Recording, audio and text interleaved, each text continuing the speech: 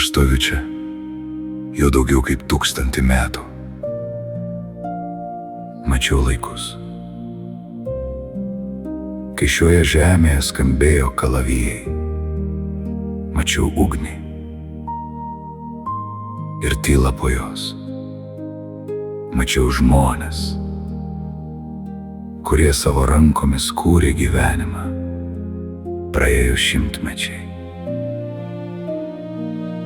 Keitėsi kartos. Tačiau vienas dalykas liko toks pats – žmogaus rankos. Jos vis dar kuria, vis dar ieško, vis dar pasakoja istorijas. Šiandien prie mano papėdės vėl susirinko žmonės.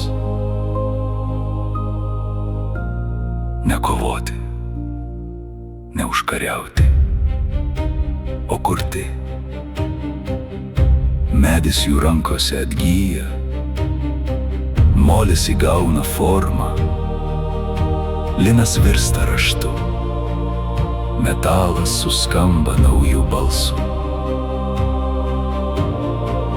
Kiekvienas darbas gimsta lėtai, su pagarba, su kantrybe, su meile tam.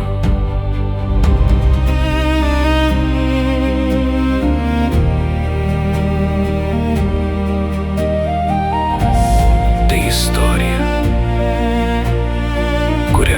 kuriame visi.